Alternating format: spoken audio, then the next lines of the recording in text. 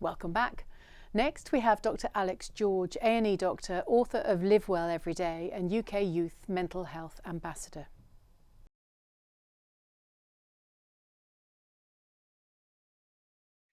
Hello, my name's Kerry Potter. I'm Associate Features Director on ES Magazine, and I'm joined here today by Dr. Alex George. Hello, Alex. Hello, how are you? Hi, very well, thank you. How are you? I'm not doing too bad. It's not the sunniest days in London, but it's not too bad. I'm going to go out for a walk a bit later on and feeling optimistic today. So yeah, not too bad, thank you. Sounds like a good plan. So Alex is an A&E doctor at University Hospital Lewisham. He's the government's new Youth Mental Health Ambassador. He's also author of a new book coming out in the spring called Live Well Every Day. And as I'm sure lots of you will remember, he was a contestant on Love Island in 2018. So Alex, we're obviously here to talk about mental health today and well-being. Nearly half of Evening Standard readers who we surveyed have said that their mental health has suffered during the pandemic. Obviously, it's a huge number. What do you think what's your response when you hear that? I'm not entirely surprised, to be honest. And actually, it reflects a lot of the kind of wider surveys and research that's been done over the last kind of 12 months. And I think the findings are generally that most people have felt some impact of the pandemic, and yes, roughly half of those, or half of people would say that they actually have had quite a negative impact on their mental health. So either feeling of low mood, lack of energy, anxiety disorders, and so on.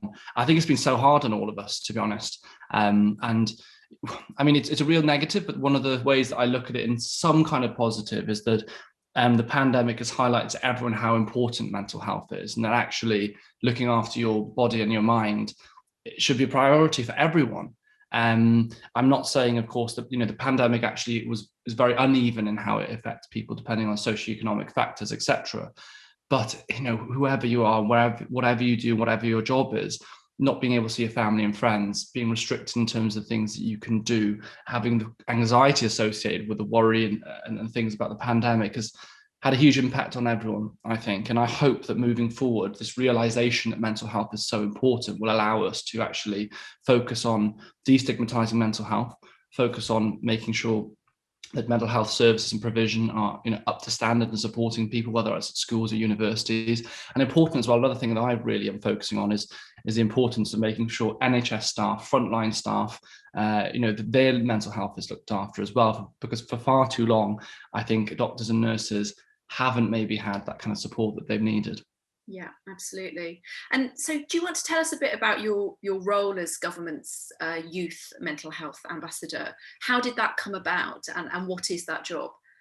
So I've been kind of working around mental health and campaigning around mental health for several years. In fact, the first time I went to Number 10 was in 2018 on World Mental Health Day. And I spoke to the then Prime Minister, Theresa May, about the importance of mental health support at school, at education levels, and also, of course, at university as well. And since then, I've been working closely with Samaritans and the other major organisations. Sadly, my brother took his life in the summer, which was a huge shock to me and my family. And I really felt that I had a responsibility with my platform, with my background as an A&E doctor. And of course, in A&E, we see a huge amount of mental health. I think there's often a misconception that we just see physical problems. I'd say at least a third of our workload or something around that is related to mental health issues. And I just thought, right, I have to do something. So I spent about 4 or 5 months speaking to pretty much most of the stakeholders in mental health, from the charities to education leads, the professors to experts of all kinds, as well as, of course, students and teachers and parents. And I launched my campaign in January. So what I did is I wrote an open letter to the Prime Minister. I pushed this on social media, which went viral, to be honest. And a few weeks later, they reached out to speak to me, Number 10 did. So I had a lot of conversations, a lot of Zoom hours speaking with Number 10 about some of the things I wanted to do, some of the things I found out, speaking to the charities and the experts.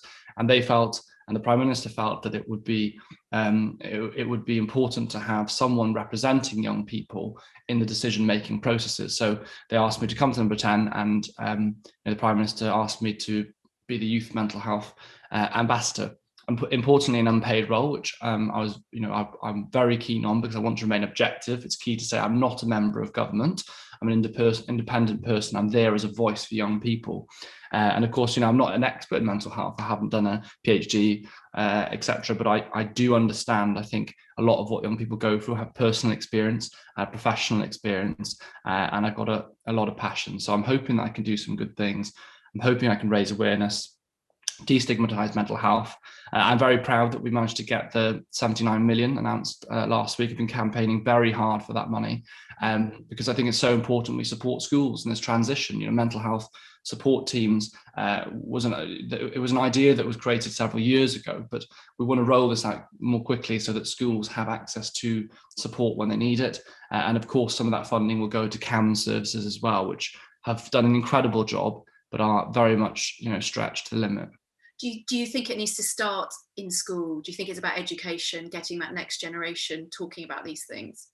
I think like the vast majority of things in life, education is often where it starts. And what I'm trying to break down is the negativity around mental health. I think mental health and learning about well-being and self-care is an incredible thing. It's a very empowering thing, and building that resilience allows children to be better at academia, to be able to better cope with the stresses and pressures in life. And when they leave school, allows them to adapt to new surroundings, whether it goes to university, whether it's a new job, and of course, ultimately the things that they'll be faced with in life. So I think it's a very exciting area. And I think actually by starting, in primary schools with just teaching kids about what are thoughts, what are feelings, and then building up things. Well, look how some exercise can help with this, and how sleep plays a role, looking at different factors, and then building that up through the school years to the point where when they leave college or sixth form, that they have an understanding about the signs of depression, what to do if they're worried or if their friend is struggling. So education, I think, is absolutely key. I think it's vital to all of this, and not just teaching, it's support at schools as well, recognizing problems early before they become big problems. So you're sort of talking about prevention rather than cure, aren't you? It's sort of not, because when we do talk about mental health a lot, it's sort of when it's at crisis point, isn't it? We're talking about depression and anxiety and those kind of things, but it feels like you're taking more of an approach of kind of talking about, how to have positive mental health before things get bad. Is that fair to say? Yeah, absolutely. I mean, look, for me, myself, I've learned this in my own journey in life. I wasn't taught this stuff at school. I think at med school we had some teaching around mental health, but very little around self-care. And at university, I kind of become a bit lost in myself. I felt very down at the time. I think I'd become a little bit removed from my family and friends. I was down in placement in Truro, and I just felt quite detached, and I stopped exercising. My sleep became poor, eating was terrible. I wasn't getting any natural light or walking outside. I wasn't really speaking with anyone. And a lot of those things, all of those things I've just mentioned, are anchors to who we are and how we feel. And then, and surprise, surprise, I ended up feeling even worse.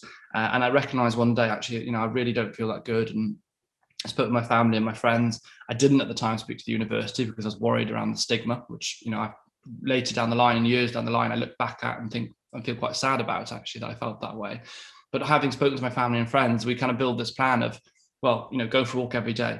Let's start a bit of exercise again. Let's start cooking your meals again. Let's have a call every night, or a plan to meet a friend every other day or whatever. And by doing those little things, these small changes, it accumulated and feeling so much better, and I found myself again. And all these things and those anchor points I still use now. And I juggle a lot of stuff, and I do work very hard. But the reason I'm able to do so is because I value and see the importance of self-care. I know after having this conversation with you, I've got a call in about half an hour, 40 minutes, but I'm going to go outside, I'm going to have a walk, get some fresh air. And that for me is the life energy that helps me recuperate to carry on and work the way I do. So these rituals and routines are really important, especially at the moment when lots of us have had a lot of the structure taken away, and lots of Londoners will be sitting at home watching this who haven't been in their offices for a year, who are working, there's no boundaries between work and home for lots of people at the moment. So do you have any sort of specific tips and advice? I mean, obviously going for a walk, it's an obvious one, but it's a good one, isn't it? Making sure you get some actual daylight, which is can be quite hard at this time of year. Are there other sort of specific things you would recommend to people? I think that particularly around routine is vital. Try and create a structure in your day, whether it's literally writing down a plan for what you're going to do for the day and have an agreed time where you start work and stop work. Because as you said, everything otherwise blurs into one, and you're there on a Sunday evening at 10 o'clock still typing away doing work. And going to the offices, I think a lot of people found there's some benefits of staying at home. There's some good things, but going to an office or place of work creates that distinct boundary. So you have to do that in your own home as well. And actually, there's really good research and evidence that shows that, for example, if you work from your bed or sitting on your bed, your sleep is likely to be very poor, because your brain understands certain environments for certain things. So you shouldn't be sitting or working on your bed. Like I'm now speaking to you on my kitchen worktop, which is for me my workstation. I don't do work on the couch. It sounds so, it's only a few meters away, but it does create that distinct separation that when I'm chilling there, I'm chilling watching TV or I'm reading. When I'm here, I'm working. Other parts of routine, fit in exercise, fit in those walks as well, and try and fit in something in your day that is truly for you. Like I love my bath bombs. I'm obsessed with my bath bombs. And I love chilling out in the bath and putting a podcast on.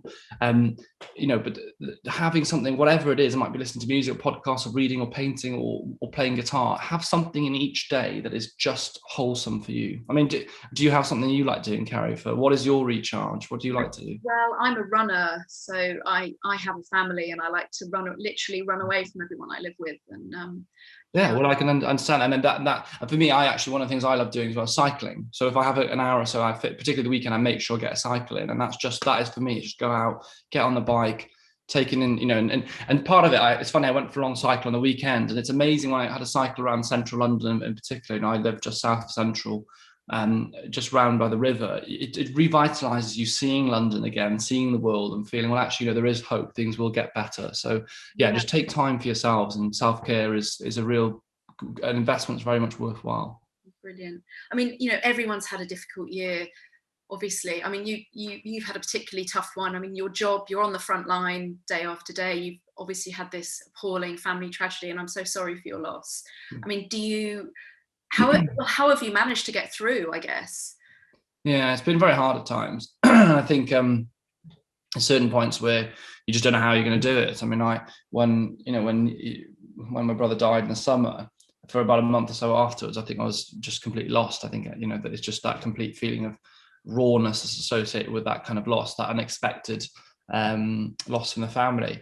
But you have to find glints of light and hope. And I think my hope was through doing this campaign, and like this youth mental health ambassador role has given me a real sense of purpose again. And I did have that purpose, through the work I was doing and my A&E work, and that stuff I really love. But this was a real thing. And I was like, there's some, out of all the darkness that's happened, this is a real ray of light. And that maybe if I can help, some other people, maybe I can't bring my brother back, and that's an unfortunate reality that I have to live with, but maybe I can help other people, and that for me gives me a huge amount of energy. Yeah, I can understand that. I mean, do you want to tell me a little bit about your book? It's a kind of health handbook, isn't it? Yeah, live well every day. I mean, I started writing this quite a long time ago, at least the concept around it came a long time ago. And what I wanted to do is put down in writing these ideas of how you can make small changes to different areas of your life that actually will help you feel happier and healthier. And a lot of it is born out of that experience from university that I had. And what I wanted to do, I think sometimes self-care is so overcomplicated, and it feels, sometimes it's made to feel like hard work. And I wanted to show how actually all this stuff can be done very naturally in your routine. You can integrate it, and backing it up with science as well. I wanted to show, some of the science that evidences some of the things I'm saying. So it is a bit of a handbook.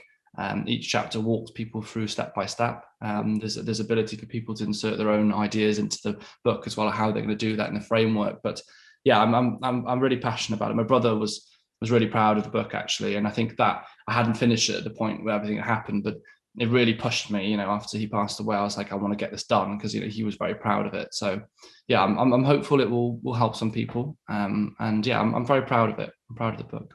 And it's that thing you were saying about making small incremental changes, so presumably ingraining new habits rather than completely overhauling your lifestyle. Is there a kind of small change to support your own mental health that you have done recently, or you might think about doing? Yeah, actually, one of the things I've started doing again is for myself in terms of the self-care really is actually reading. I've been so busy in the last couple of months, particularly around the campaign, that my time has been squeezed so much that I don't have much time it's not just working on something or think of a new idea. I just wanted some like space that was just reading and just enjoying something that isn't just watching Netflix or whatever. So I've started reading again, which is really nice. Actually, I'm enjoying that. It's just it's the little things, and like you said, it's creating a habit for positivity, a habit for change, a long-lasting one that isn't restrictive. I think a lot of the time, health sometimes is made to feel restrictive. It shouldn't be that way. You know, it should be intuitive. It should make you feel better, not worse. We're all spending a lot more time on screens for obvious reasons, aren't we? And going down the rabbit hole on Instagram and social media and stuff. And do you think that can sometimes have an impact on the way people are feeling? Definitely. If you look at, I think social media habits and screen time around the country has shot up since lockdown, because people have more time to spend, and therefore they're naturally the algorithms of social media draw you into the phone, and you spend your time scrolling through TikTok or whatever it is. So it's easily done, but certainly I don't think anything in that, you know, in spending hours and hours on social media, it can't be a good thing, can it? I mean, you know, you can be used for real positive change. And I think at the end of the day, social media, your phone is a tool. So if you use it in the right way, it can be really positive. And I'd say to people, one of the things that I've done is I made very sure that my Instagram account reflects my hobbies, my interests, my passions. I don't follow accounts that make me feel bad. I don't follow accounts that make me feel angry, because life's too short. You don't need that. So to anyone watching this, you know, unfollow accounts that don't serve you, basically, in that way, and just be careful around screen time, particularly in the night, in the morning. A psychologist said to me a couple of months ago now, and I think it was a very good piece of advice, not to go on the phone first thing in the morning, because when you wake up in the morning, you're a blank piece of paper, aren't you? You're ready for the day, and you're very impressionable in the morning. You know, your day can be, you know, you drop your cup and you smash your cup and the whole day is ruined, and then that's how the day follows. If you pick up your phone and you see something really negative, it can really impact on your day. And I've tried doing that, and it really does make a difference. So I get up and have a shower, have my breakfast, and I get the day going. And around now, maybe after the school, I'll actually properly have a look on social media. And by doing that, you've already set your day.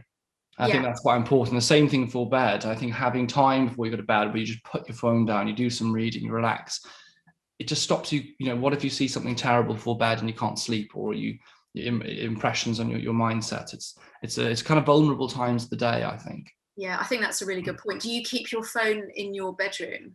At the moment, I do. I would like to actually move to not doing it, and it's something I have thought about doing before. In an ideal world, I would put the phone outside the room, or at least to the other end of the room. And I think something I've been pondering trying, and I've not actually done yet. But a lot of people find that's really good, because if it's not in a lot of it's reactive, and if the phone isn't in your reach, you won't grab it, you won't look at it. It's at the other end of the room, can't be bothered to go and get that, and you just leave it. Yeah, I've moved mine out of. Have you done that? That's really. And how have you found that? What is, you know, has that stopped you? Do you leave it alone completely now? Because it's out of sight, out of mind, isn't it? So it makes a massive difference. And I try not to look at it when I first wake up, like you say. And do you sleep better? Do you sleep better doing that? Definitely. And I think people make the mistake of using it as an alarm, don't they? But I think if you buy a separate alarm clock or whatever, then you don't need or still have it as an alarm, because if you could hear it, it gets you out of bed as well. Yeah, that's a good point. That is a good point. So with mental health, and we've obviously talked about kind of nice kind of self-care things you can do in terms of self-care, and, you know, bath bombs and things are all very well, aren't they? But if you are concerned that, you know, things are really spiraling for you, and you know, you're feeling in quite a bad place, what's the first port of call? What should you do? What would the sort of professional advice be? One of the first things I'll say to anyone is that, and this is personal as well as professional, is to speak to someone that you're close to, that you can feel that you can open up to and trust. I felt when I was at university and I was feeling bad, when I rang my mum and actually just explained how I was feeling, it was such a weight off my shoulders. It's like a problem shared, problem halved. I believe that so much. And just the act of going, oh, I've got this thing I've got to tell you, and this is how I feel, I felt, oh, it's out now. Like, I felt this relief. And that allowed by sharing that problem, you're someone else is able to come in and carry that weight for you as well, and help you with the decision making, help you decide what to do next, help you with some of the changes. And that for me was such a relief. And I think a lot of people would feel that way. So please do have a think about who you can speak to, who you'd feel comfortable with. At the end of the day, no one should feel ashamed about talking about their mental health. And one of the things, as I said, this pandemic has shown is that everyone has experienced it really in one way or another. So please do share.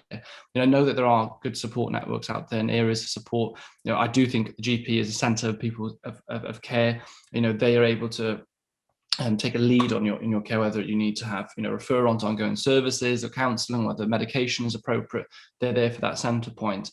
If some people need referral, they might be referred on to mental health services, adult or child. But there's also some really, really good support networks out there. If people go onto Hub of Hope, which has been developed, it's by the NHS and the government jointly. But a Hub of Hope is amazing because you put your postcode in and it gives you a full list of all the local services, all the charities, and what their resources are and how they can help. So I'd recommend that as a tip to anyone that's kind of wanting support.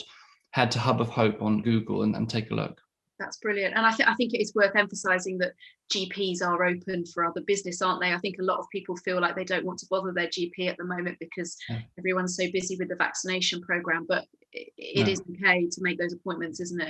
Please do. And GPs really, they want to help and they do care, and they will, in my experience, speaking of my GP, they are that centre of the family, that centre of the community. And now more than ever, the emphasis on mental health is huge, particularly amongst general practice. So they're well accustomed to talking about mental health. When you speak and open up to them, they're not going to, they deal with this every day. It's normal. It's okay to share, and they will be that way for you.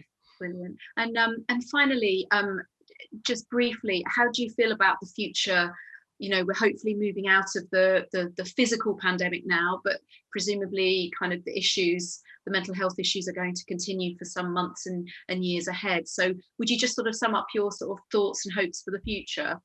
Well, I feel very optimistic, and I feel optimistic for several reasons. The fact that a UK Prime Minister has put someone in this role that I'm in as a youth mental health ambassador, it's not something that's happened ever. It's not happened before. It's something, that is new, and I think it shows and it reflects the appetite of the nation. Everyone cares about, everyone wants change within mental health. We all want to see a shift in our approach to mental health within schools and beyond. So I really hope that we can use this momentum now. We can get some good changes done. We can increase things like funding at schools. We can shift the emphasis at schools or to well-being as well as academia. And I hope in adult services as well, that by destigmatizing mental health, by encouraging people into the sector to work in mental health, because it's an incredible field to work in, a very rewarding field. I hope that we'll make some real progress in the years to come. And ultimately, for me, one of my ultimate goals, I want people to feel comfortable to reach out and ask for help if they're struggling. And I think we will make progress towards that. Brilliant. Well, thank you for all the brilliant work you're doing, Alex, and best of luck with it. Thanks for joining us today. Thank you so much. Thanks for having me.